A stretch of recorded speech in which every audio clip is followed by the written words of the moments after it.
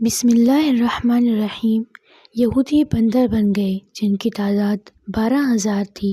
بنی اسرائیل جنہیں ہم یہودی بھی کہتے ہیں پچھلے زمانے میں پسندیدہ قوم تھی، لیکن یہودی قوم نے اللہ کی بہت نافرمانی کی جس کی وجہ سے یہودی قوم پر عذاب آیا۔ یہودی قوم پر عذاب کا ایک قصہ کچھ یوں ہے۔ روایت ہے کہ حضرت داؤد علیہ السلام کی قوم کے 70,000 آدمی تھے جو عقبہ کے پاس سمندر کے کنارے ایلا نامی گاؤں میں رہتے تھے، اور یہ لوگ بڑی خوشحالی کی زندگی بسر کرتے تھے۔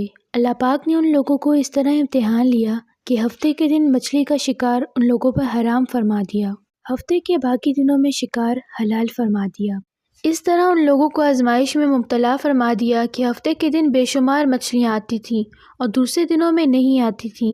تو شیطان نے ان لوگوں کو یہ ہیلا بتا دیا کہ سمندر سے کچھ نالیاں نکال کر خشکی میں چند حوض بنا لو۔ جب ہفتے کے دن ان نالیوں کے ذریعے مچھلیاں حوض میں آ جایا کریں تو نالیوں کا منہ بند کر دو۔ اس دن شکار نہ کرو بلکہ دوسرے دن آسانی کے ساتھ ان مچھلیوں کو پکڑ لو۔ ان لوگوں کو یہ شیطانی ہیلا بازی پسند آ گئی۔ ان لوگوں نے یہ نہیں سوچا کہ جب مچھلیاں نالیاں اور حوضوں میں قید ہو جائیں تو ہی ان کا شکار ہو گیا، تو ہفتے ہی کے دن شکار کرنا پایا گیا جو ان کے لیے حرام تھا۔ اس موقع پر یہودیوں کے 3 گروہ ہو گئے۔ کچھ لوگ ایسے تھے جو شکار کے شیطانی ہیلے سے منع کرتے تھے، ناراض و بیزار ہو کر شکار سے باز رہے۔ کچھ لوگ اس کام کو دل سے برا جان کر خاموش رہے، دوسروں کو منع نہیں کرتے تھے بلکہ منع کرنے والوں سے کہتے تھے، تم لوگ ایسی قوم کو نصیحت کرتے ہو جنہیں خدا ہلاک کرنے والا ہے اور سخت سزا دینے والا ہے۔ اور کچھ سرکش و نافرمان لوگ تھے جنہوں نے حکم خداوندی کی اعلانیہ مخالفت کی، شیطان کی ہیلے بازی کو مان کر ہفتے کے دن شکار کر لیا اور ان مچھلیوں کو کھایا اور بیچا بھی۔ جب نافرمانوں کے منع کرنے کے باوجود شکار کر لیا تو منع کرنے والی جماعت نے کہا کہ اب ہم شکار کرنے والوں سے کوئی میل ملاپ نہیں رکھیں گے۔ ان لوگوں نے گاؤں کو تقسیم کر کے درمیان میں ایک دیوار بنا لی اور آمد و رفت کا ایک الگ دروازہ بھی بنا لیا۔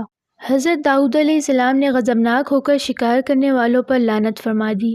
اس کا اثر یہ ہوا کہ ایک دن خطا کاروں میں سے کوئی باہر نہیں نکلا، تو انہیں دیکھنے کے لیے کچھ لوگ دیوار پر چڑھ گئے تو کیا دیکھا کہ وہ سب بندروں کی صورت میں مسخ ہو گئے ہیں۔ اب لوگ ان مجرموں کا دروازہ کھول کر اندر داخل ہوئے تو وہ بندر اپنے رشتہ داروں کو پہچانتے تھے اور ان کے پاس آ کر ان کے کپڑوں کو سونگھتے تھے اور زاروں زار روتے تھے، مگر لوگ ان بندر بن جانے والوں کو نہیں پہچانتے تھے۔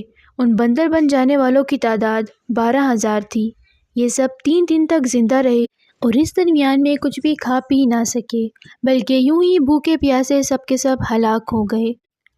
شکار سے منع کرنے والا گروہ ہلاکت سے سلامت رہا، اور صحیح قول یہ ہے کہ دل سے برا جان کر خاموش رہنے والوں کو بھی اللہ پاک نے ہلاکت سے بچا لیا۔